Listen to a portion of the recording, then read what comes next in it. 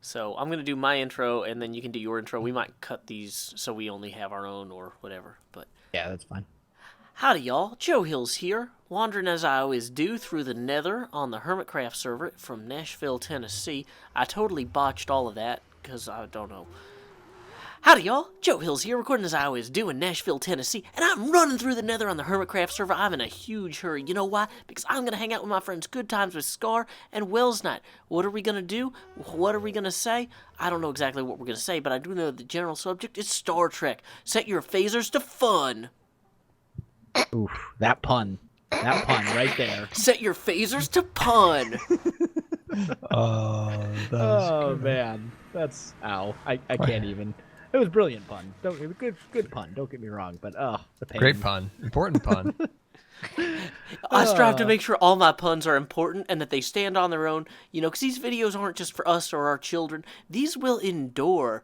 And when people look back on this era and they say, computer, give me an episode of Joe Hills' show representative of people talking about Star Trek in the 21st century, then, you know, I want this to be the episode that comes up With that pun. with that pun. Very important that pun's in there. I hope people in the future appreciate that not everybody who's dead was boring. I would agree. I would agree. That's true. And just because your name isn't in a history book doesn't mean that you weren't. You know, I gotta say, I got in a big argument with my friends one time because I was like, helping my then girlfriend, or who like later became my fiance, move, and like, you know, just packing up boxes and stuff. And we got to a point where like we were taking a break, and I just I sit on didn't the. cut this out very smooth. Sorry. That's okay. No, and so I just sit on the couch and I'm just like, you know, I'm having a really good day. This is one of the best days I've had. Like, I just feel constructive and happy, and nothing significant is really happening in my life right now. But like, if somebody was going to make a movie about my life, I would want them to include this moment, like just how happy I am right now, how content I am. And a bunch of my friends were like, nobody should make a movie about your life. That's dumb. I was like, well, but I wanted to express the extent of my contentedness. And they're like, no, that's too much. You're asking too much. And then one of my other friends is like, well, wait, shouldn't we all strive to have people make movies about our lives? What are we doing if we don't think people care about us in the future? It's like, I don't know, man. I didn't want to start a big fight. That is kind of an important thing. Like, that's almost philosophical. Mm-hmm. Almost. Much like You should Star live Trek. a life that's worthy of a movie, right? Yeah. Well, like I think it was Shakespeare who said, you know, all the world's a stage, and that's kind of in the same vein. Now, the difference is that some stages are recreations of other people's lives, and some stages are just people's lives as they are undergoing happening. Yeah. I will agree. Sure. I didn't get that one over my head. No, You're too well, deep. no, You're too I'm deep not- for me, Joe. It's because I've been digging so long. I've got this huge chasm surrounding me, which we can't describe the purposes of or anything. So we're just going to talk about completely unrelated Star Trek stuff while we dig. Sworn. Oh, to we're not secrecy. talking about the dinosaur. Oh, never mind. Yeah, no, we can't talk about the Dinosaur Project or the Amber, you know, or the Okay. Barbasol cans or any of that. Yeah, all right. They'll just have to wait. Season 5 hype. Dinosaurs. Oh man, if season 5 of Hermitcraft was just us, what we would do is we could commission a map maker to build a giant Jurassic Park thing. That would be amazing. And then have us like go visit the park, and then like, but the whole thing is trapped somehow. There's like spawners hidden everywhere, and That would be like incredible. yeah, Could the minecarts be like the green Jeeps? Oh my gosh. Actually, that could be like a really cool like off series. Do you know what I mean? yeah, Like, but just kind of like a one-off series to get some of the hermits together and just kind of like Hermitcraft Jurassic Park. It's just my only thing would have to be the minecarts would have to be green like the green Jeeps, and we would ride around in them. And then everything goes bad in Newman and the Barbasol, like you said. Yeah. Yeah, I mean, that's the way to do it. Is, well, you know, really, ideally, one of us should betray the others. Oh, you know what we really did a I broke bad it. We job can't of get out. at Minecon was we didn't like play any like board games or whatever by our like as a group. You know, like when we were hanging out. Did you guys ever play Betrayal at the House on the Hill? I really don't play board games, to be honest. I just Nobody don't ever have, played like, board games with me. I'd buy them. Yeah. I'd save up and I'd buy them, and then nobody would be interested in playing with me. And then I'd think, okay, it's the next board game. I'll just buy this one. I'll save up for like 6 months. I'm gonna get Risk, and this is the game. This is the game that everybody's gonna play with me. And I get it, and it's like, no, still nobody's interested in it. But you know what it is, Scar? Because Story you're of a my life. very intimidating guy. Like that's really what it comes down to. You know, people are scared of you because you're so. You know, they hear Scar, they think intimidating. Scarface, Yep. they think you're in the mob. They're like, Exactly. whoa, you know, You're this so guy's intimidating connected. in I don't want to stature. have a bad roll of the dice and end up with a horse's head in my bed or a metal boot or something. You know, whatever Women the with game the markers fishes. are in Monopoly these days. You know, Probably a swimming with the cell fishes. phone or some Yeah. headphones or earbuds or whatever. You know, Scar. Yeah. Yep. Most intimidating guy on Hermitcraft, So the without a trick, doubt. the trick to playing board games is you gotta get people to underestimate you, because they won't want to play with you if they think you won because you were like more intelligent or talented than them. But like if you're just like, oh, I got lucky. It's true. That's why I get lucky all the time in board games, completely accidental. Now, did you have any siblings? And if so, did they cheat all the time when you played any I board had games 4 with you? siblings, and we took gameplay in very seriously. We did not cheat. Like, it was just not something. Because, like, the thing is, though, that none of us really. Well, I'm kind of personally of the opinion that I never play a game that I would be unhappy to lose. I want a game that I'm going to have fun playing, win or lose. Mm-hmm. And so it's not worth it to cheat because I'm playing to have fun, not playing to prove I'm the best. Okay, yeah. My brother was all about domination, you know, just taking over, winning at all costs. And Monopoly, it took me a long time to finally read the instructions and realize that, like, you know, at this place you land your character on, you don't have to give your brother $500 each time. Like, it took a while. It took me to be able to read the instructions, but, you know, eventually we get there. There was some made up rules there, and it was. I think Monopoly is Eye-opening. the least accurately played game in history. Like, people just literally have no idea how it's played.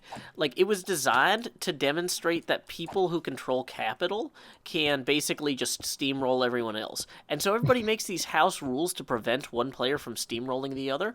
And then they wonder why the game takes 8 hours. It's like, Monopoly doesn't take 8 hours if you play by the actual rules, because the rules are designed so as soon as anyone gets an advantage, they win. You know, which, you know, Thomas Piketty wrote a lot about, although he didn't really focus on the board game elements. But, like, it's a thing. That's how the game is played. It's a fast game if you play it right, and nobody cares to. Question: what does that one space with the car, the red car, do? You know, Free it's parking, like- it's Yeah, not what is- supposed to do anything. There's literally nothing that's supposed to happen when you land on that space. But people have all sorts of crazy house rules where they're like, oh, you take the money from the luxury tax and you redistribute it. It's like, not in a real Monopoly. Yeah, that's what we did. We put it in there. I just forgot. I actually have a Disneyland version of that game. It's amazing. A little castle pops up when you open the board. I have a Star Wars version of that game. I lost my Star Wars board at a swim meet once. You know what I don't have is a Star Trek version of that. Ooh, back to the topic. Welsknight with the subtlety. See that transition right there? I love Man, it. I it's love like a it. transporter beam just picked us up and put us back on track. Wells, you said you and your wife watch Star Trek every year. What do you mean by that? Biannually. Biannually, So every other basically, year. every other year, we go Okay. back. Since the whole Star Trek series, like all of the television shows, are all on Netflix, we go back like it's not really like intentional, but it just kind of, we get that craving, you know? We're like, you know what, we should go back and we should watch this again. So every 2 years or so, we go back and we watch the entire Star Trek television show. Every show, every episode, the whole thing. So I where do you like it. start? Do you start chronologically with Kirk, or do you start? Do you start like telegenically with Kirk, or do you start chronologically with Enterprise, or how do you do it? Chronologically with Enterprise. I gotta say, one of my favorite things about Enterprise that really ties the whole series together is the fact that those flip communicators in the original series that look so silly, they use like flip phones and they cradle them between their shoulders and their heads in Enterprise when they're working on stuff. Like, when Trip is working on something in engineering, he's got the phone between his shoulder and his head, or the communicator between his shoulder and his head, and he's just talking while he's working. And I'm like, oh, that makes so much sense now. I like the fact that there's Enterprise is not my favorite Star Trek. But I like the fact that there's a lot of stuff that really kind of ties into later. It sets the stage for everything else that happens later on in a lot of different ways. Like it explains a lot of the discrepancies between the original series and later. Oh, like the Star Klingon Treks. genetics for their Exactly. foreheads. Yeah.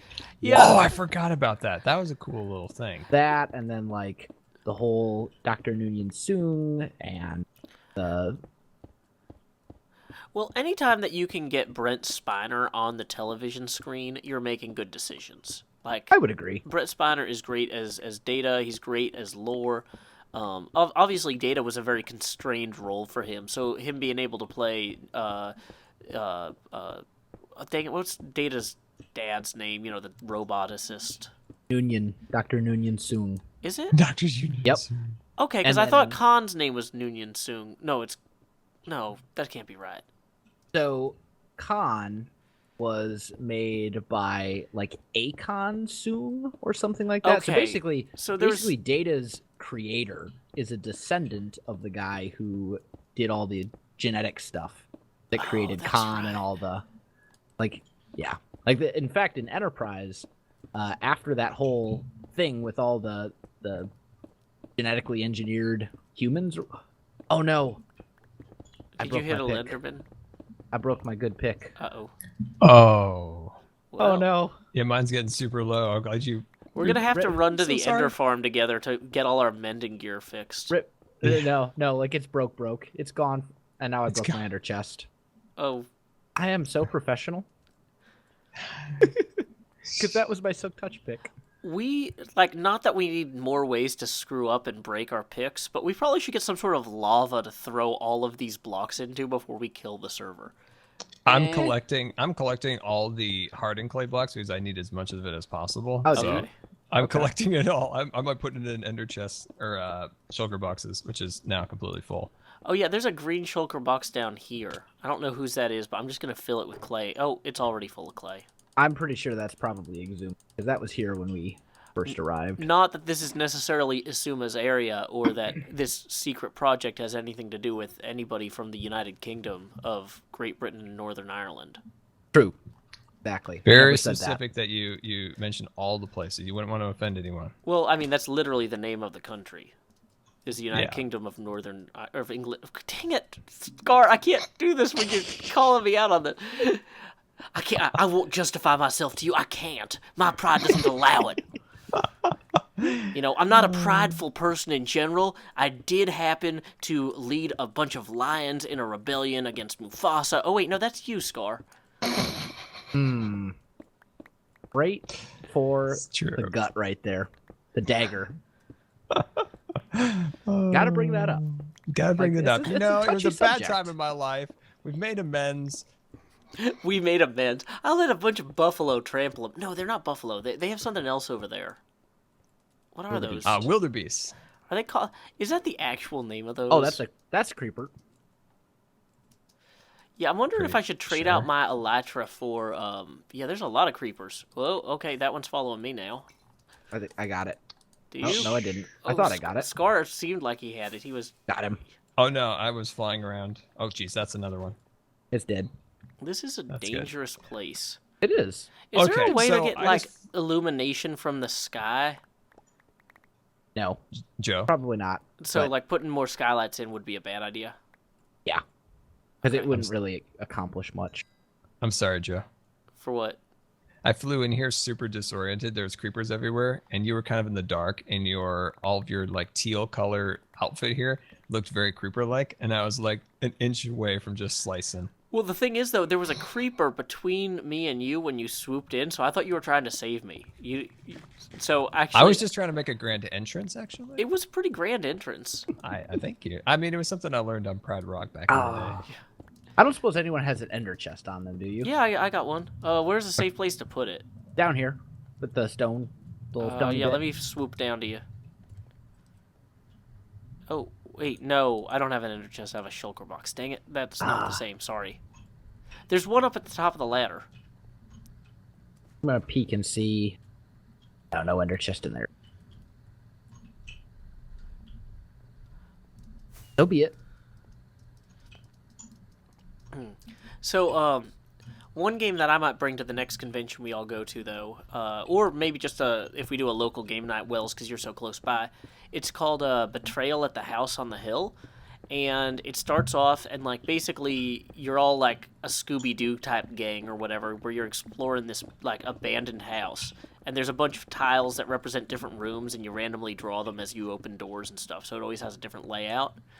And at some point, as you explore the place, you find enough artifacts that one of you becomes possessed and turns on everyone else.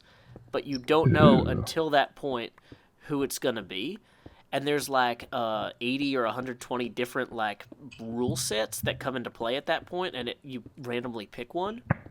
So like in one case it like might be that the betrayer was actually an alien all along, or in another case it might be that the betrayer is a cannibal, and it'll have different rules every time depending on like what randomly is assigned to you. So That sounds really complicated. well, the thing is, because the base rules are really simple, and you only deal with the complicated rules for the particular scenario you're in, it doesn't matter that there's 120 rule sets when you're only using one that day. You know what I mean? Oh, that's true. So, and in fact, you're actually not supposed to learn them in advance or read them. So, like, if we were playing and a scenario came up that I had already done, it would be my job to say, hey guys, I've already played this one, let's pick the next one. Gotcha. So then, like, nobody has foreknowledge about like how the bad guy is played, and it's pretty cool. Yeah, that does sound cool. What conventions are you planning on going to this year, Joe? I've got PAX South coming up at the end of this month, All right. for sure, and I've got PlayOnCon in July. And what's that? It is a Relaxicon, and I've been going to what? this will be my 9th or 10th PlayOnCon. Basically, everybody goes and hangs out and plays games. And there's not Okay. a huge speaker track or anything like that. There's like a rock band contest and a bunch of like kind of relatively small tournaments. The big thing about it that kind of differentiates it from other cons is it's held at a summer camp. And so there's like archery and kayaking. And so you want to see somebody dressed as Link shooting arrows or whatever. Where was that one? It's in Birmingham, Alabama.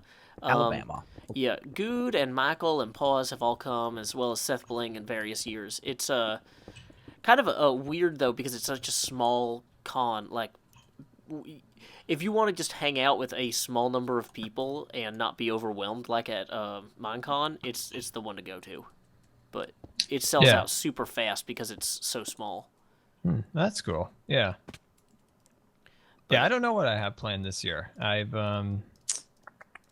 Yeah, I don't know. I'm still like scarred by PAX West or Prime or whatever they decided to call it this year. What happened? It just got. It's a whole thing. Oh, Stuck in sorry. elevators. I wasn't sure if this was like a funny story, or if it's not, that's okay. Yeah, sorry. Didn't mean to pry. I'm trying to remember. It was just a lot of like nonsense that went on, and then at the end of the day, like the elevator broke down. I was stuck in there for like 3 hours. Oh man, that's terrible. If it makes you feel better, I don't know if there's one elevator. No, there's 2 elevators at PlayOnCon, but they're few and far between. I like that. Yeah, it's But you know, Minecon, I also got stuck in an elevator, so it's kind of a track record at these. You should just like avoid elevators, Scar. You have like the worst luck when Yep. it comes to. You know what? I have never in all of my life been stuck in an elevator. Not even close. Never? And you have been stuck in an elevator like 10 times in the last 3 years. I've never heard of the elevators at PlayOnCon breaking. Although we did have a power outage. Okay, last that's year. it. I'm gonna get stuck. But you know what, though? Actually, we checked the elevators when the power outage happened, and they all had their emergency backups kick in, went to the lowest floor, and opened their doors as they were intended to. So That's a good I can idea. actually say that I've seen a scenario where these elevators would have broken, but did not because they were well maintained. Oh, I found out later that they actually just trapped me in that elevator at PAX because apparently at that time it was only 5:30, but at 5:30 the elevators in that area turn off so the homeless people don't go and sleep in them. Well, they And should so it took make a sure those security are guard to clear. like just turn a key and it just turned back on. Oh my gosh, But that it is so took terrible. so many people to figure that out. Like at the conventions, it's usually like the people with the like that help out, like directing people are usually retirees. And so they were they were nice, but they were very, very confused. They had never seen such a thing. Yeah, that's kind of I'm bewildered that that would be allowed to happen, especially to such a nice young gentleman. I'm telling you, intimidation. Intimidation. Yep. They trapped him in an elevator for the safety of all. Yep. Scar, do you know? Oh, sorry. Do you know Wes Wilson at all? He did the Shaft podcast for a while. No, I don't. He works for Beam now, but he's one of the guys who runs Play on Con, and I've known him for a few years as a result of that. But it's a good time. You should look into coming if you're interested. And Wells, you should too. Like, seriously, this is the one con every year I do not miss. It's super cheap. It's super nearby. The only thing is that you have to get a room and stuff locked down right away because they sell out in minutes. Okay. So, yeah. When's that? When is it? It is July. It's the weekend of July 6th. It's like a 3-day weekend thing. Okay. And it might not be it's not a convention where you'll meet hundreds of fans necessarily, but it's a good convention to hang out with some people who are cool to hang out with and just kind of get away. Oh, yeah, that could be fun. That could be a lot of fun. Awesome. Yeah, it's a little far away from me. I usually have to kind of stick to places that are close to like driving distance. Yeah, and flying into Birmingham, Alabama from California might not be the easiest. Yeah, I kind of have to stick to like ones that are around here. That's why I was like, PAX is like literally 3 hours from me, west. But it's like, if I knew people, I think that's the biggest thing about PAX. If you don't know anybody and you just wander around, it's not fun. It's just not a fun like experience. But if you know people, like Minecon, super fun. Hermits and all the good stuff. Mm-hmm. But just like hanging around, E3's fun. Like even if you don't know anybody, that's fun. Like you can go around and see lots of cool things. But having people hanging around is so much more fun. Yeah, at PlayOnCon, I kind of have the problem. Like, do you guys know DesiTM or Graphoniac maybe? I know. No, Graph. I'm a real life hermit. I know no one. Oh, it's fine. Like last year, everybody's like, "Why aren't you hanging out with us more?" I'm like, "Because I have like 15 college friends here. I have like 3 groups of online friends here. It's like I'm hanging out with everybody as much as I can, but like it's kind of only so much time in the day." But yeah, like going to PAX East or whatever, even if you just know 2 or 3 people and you meet up and hang out occasionally, like it does make a huge difference. But yeah, this year South is going to be the big PAX for me because I heard that's the big tabletop PAX, and at this point I don't really have time to expand my video gaming too much. Like I've tried doing a few alternate series, but just Minecraft is the kind of the sweet spot for me right now, and whereas like I want to get better at developing tabletop games because I've been doing that on and off for years, and I heard that that's the best PAX for meeting tabletop developers, so that's what I'm heading to. Nice. I was hoping to make it to PAX South, but had a scheduling conflict, unfortunately. Oh, it's a shame. Yep. So maybe I'll make it to one of the other ones. Yeah, I'm also considering... a lot of them haven't been announced either yet. Mm-hmm. I'm also considering going up to Louisville in March. This is not like, it wouldn't be like a professional appearance or anything, but just like, oh, I want to go to this event because it seems cool. There's a pinball expo in Louisville in like March 3rd, and it's so close by and relatively cheap. I was trying to get a few friends to go up there. That could be fun. Yep. When is that? March, you said? Yeah, March 3rd. One of the nice things about the pinball type expos is what they do is they have like hundreds of pinball games and they set them all to free play. You have to pay for your badge to get in, but that sort of thing is great to take my daughter to because unlike PAX where there's like nothing for her to do all day, I can bring her and she can spend the whole day playing pinball. Now I have to be like with her, but like usually it'd be like, okay, me and a friend will walk around and talk and we'll bump into people while she plays and that sort of thing. Yeah, so, that'd be kind of cool. Yep. Did you know the guy who played Vic Fontaine on Star Trek Deep Space Nine has an album of a bunch of the songs he performed on Star Trek Deep Space Nine? I had completely forgotten about the character of Dick. Vic Fontaine. Yeah, that guy.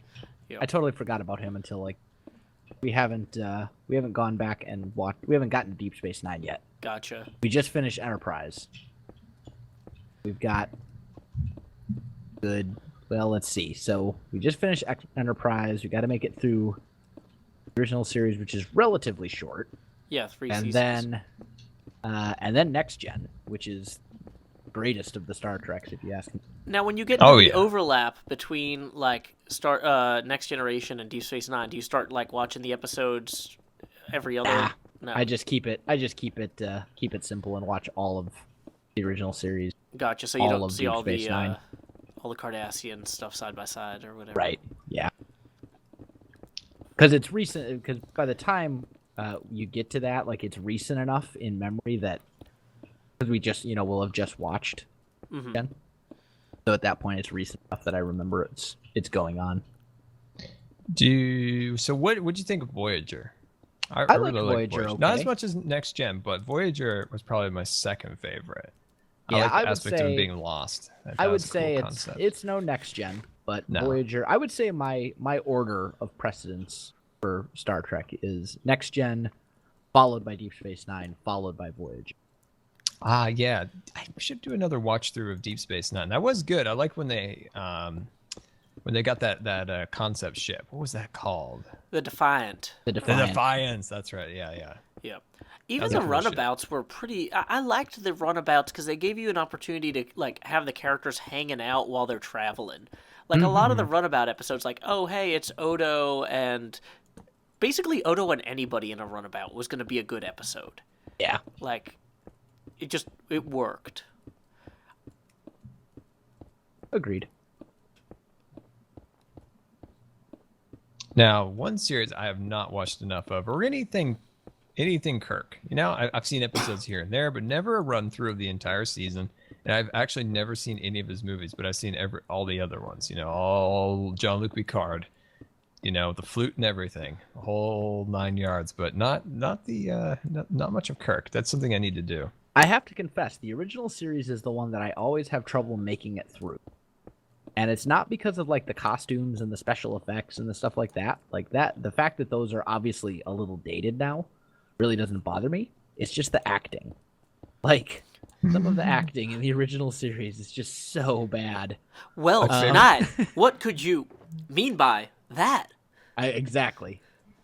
Point made right there. When it's attacking that giant, like, what was he? He was like this kind of like green creature, and he had like some swimsuit trunks on. Yeah, and he's like, "Hi!" And he did the hi-ya thing. He's like, "Hi-ya!" Right under the head. I know. Like, I can totally get past the older special effects and costuming and all that kind of stuff. That really doesn't bother me at all. But just the acting in the original series by some of the characters, William Shatner, it's just so bad that it's like, it's sometimes hard to make it through, Yeah, I think Galaxy Quest did a really good job of parodying a lot of that. Oh, absolutely. Absolutely. Yeah, I rewatched that right when the fella who played Snape died, since he was also in Galaxy Quest. Alan Rickman? Indeed. Yeah. But like for my fans, I can never count on like a bunch of 12-year-olds knowing if I say Alan Rickman who I mean. You know what I mean? No, that's true. Snape. Well, and it's funny because I've actually never I couldn't get through the Warner Brothers Harry Potter movies. Not that we should talk about something that's not Star Trek in a Star Trek episode, but like I love the Harry Potter musical. I love the Harry Potter books, but I just cannot watch these Warner Brothers films. I don't know. There's just something about them where I'm like, ugh. I would argue that Alan Rickman is one of the greatest villain actors ever. See, I didn't even get to Snape. I couldn't get through the stuff in the Dursleys. Like, I was like, this depiction of Middle Britain is like, it's okay, but I don't know. It didn't Not work. even Snape though. Like Snape, Snape is a decent bad guy. But then you look at Quigley Down Under. Or just basically any movie that Alan Rickman plays a villain, it's going to be good. And I'm going to die. Hold on. Getting shot at by a skeleton with an enchanted bow. Oh, you might want to take that from him and hope the enchantment is Silk Touch so you can use it to get an ender chest back later. Funny. Oh, snap. Want to know why those Harry Potter movies weren't as good? Why? Because they didn't have Peeves in it, the poker guys. Come on now. How could they not have had Peeves? That was like one of the best do they seriously underrated... not have him? Not at all. I didn't know that. One of my all-time favorite characters, completely snubbed. That's tragic. Wasn't Peeves in at least one of them? Like Maybe not, a deleted not scene. as like a main character, but like I swear he was in there. He had a role in the last, if I remember, it's been a while, but I thought he had a decent role at one point in one of the books farther to the end. Like he was kind of like picking on Umbridge quite a bit. That would have been good, but no. Did they ever go to the magical hospital from the books? The healer hospital? I St. forgot what it was called. Mungo's. Yeah, they never went there, right?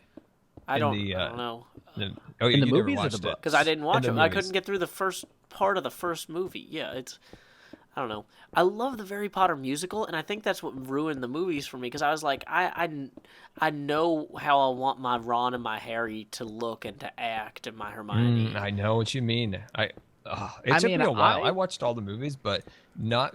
I have a very vivid imagination, and I know exactly how each and every one of the characters would look, how it would go. And when you see it in a movie, you're kind of like, that's not how it looked. He had a different color sweater, and it's like. Just Yeah, throw that was a out good there. choice. But I don't know. Like, if you see the Draco Malfoy in the Harry Potter musical, it's like the funniest, best Draco Malfoy ever. I just can't imagine improving on that. I don't know. Hello, Wells. Hello. All right, let's see if I can redo my chest. Now, question: have you been on any of the Harry Potter rides at Universal? No, I've never even been to 'cause, Universal. yeah, I've never. I went to Islands of Adventure, and I don't think they had a Harry Potter experience because it was 1998. Oh yeah. I've never been either, but boy, those things look really cool. I've actually never been to like a proper amusement park ever in my life. What kind of improper amusement parks have you visited? Like those sound like- way This better. sounds amazing. I can't You know, wait like to hear county this. fairs. Oh, I thought you I'm- meant like, my dad, he used to get some planks together and nail them to the wall, and then, we'd hang some bungees from the planks. No, you know, like county fairs. Like you can still ride like kind of like mini roller coasters and like Yeah. go on like, smaller scale rides at like your local county fair, but you really can't like there's no like super themed stuff or Hmm. My entire life was we lived close to Disneyland. Was going to Disneyland like once a year. Some years not, but like quite a few times. And that was like most of my life was like planning. My brothers and I planning that trip to Disneyland. That was like half of our life. That seems pretty cool. Yeah, my parents weren't really into that stuff. Although I was living in Florida for a couple of years in middle school, and so like the 8th grade field trip or whatever was Islands of Adventure, and the 7th grade one was SeaWorld. And so I was like, I get to go to these places even though my parents would never take me. It's so cool. I have been to the Shed Aquarium in Chicago, Illinois. I don't know that counts as a theme park. It really doesn't. But it's cool. I mean, there's sea animals and fish. Well, No, I'm just never going to say mind. this. I'm just We gonna think stop. you are cool whether or not you went to a cool theme park. Don't try to pretend Yes. that a place is not a theme park is a cool theme park just so we respect you more. We will respect you less. It wasn't We will about respect that. you Like, so much less. well, you said SeaWorld, and it like popped into my head, and Well, I was like, "Oh, SeaWorld that was is a a cool place I park. went to." And then I was like, that's really not. We were talking about amusement parks. Like my brain wasn't thinking the way it should have been. I mean, it is what it is. It's okay. We still respect you. I need a hug. Well, I've got a I'm down in the hole. pickaxe. If you need a hug, I'm down here. You know what? Hmm. The person who owns this giant thing that we're digging. This could be Mr. anyone. Ham? This could be Ren the dog. This could be False the Symmetry. This could be With Zombie something the on this Cleo. scale, it's probably Biffa. Yeah, I mean Biffa loves. Yeah, Did definitely. you see Biffa's bowl on the first Hermitcraft? I did actually. I think I've visited it like 3 times, and I've never actually seen it finished. I probably should go back and watch an episode so I can find out what it looked like at the end. But Hype! I got a record. with all this digging, this person who has this is probably going to be very upset with us about not making the edges that we've been digging out symmetrical and circular. I was. Well, no, I was seeing that. I was leaving the sphere thinking to that. him or her. I was just trying to get the chunks out of the middle, so this person can do the detail work, while we do the grunt work. I like mean, your thinking. Like, I have a I'm way of channeling sweetening Tim it. Allen. Grunt work. Let's go. Also, I think I need to run to the pick mendingatorium or whatever you call the place with all Yeah, I'm gonna need. Hey, Scar, do you have any Silk Touch Efficiency 5 mending picks available in your tool emporium at the moment? I have How are no there idea. so I've many mobs neglected that around place so here? badly. Because it's not lit up at all. No, it's the middle of the day outside, and it's full of mobs. I think they were all standing in the shadow of that Death Star. See, this is what happens when you construct evil things. Evil things shelter under your construct. This is why they say, "Thou shalt not dabble in evil." Or things. Yeah. Or most importantly, evil things. Yeah, that's Gotta why the watch out for thing those in the evil Addams things. family was clearly chaotic neutral. The thing? Yeah, the hand thing. Oh, the hand. It's been a while. Yeah, I've been playing a lot of Addams Family pinball lately, so yeah. Whoa. Back the train up here. Wasn't there supposed to be like a reboot of the Addams Family?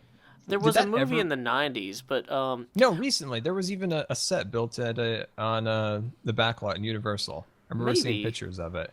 that could be interesting. Like, I mean, one of the great But things that about was the like Addams a few years Family, ago now. yeah, one of the great things about it is that because it's based on a cartoon in the New Yorker from the 50s or whatever, like, it's not like there's a definitive, like, actor that has to play, the person. Like, if you're like, oh, hey, this is Genie from Aladdin, it's like, well, it has to be Robin Williams or Dan Castellaneta pretty much, otherwise you're screwed up.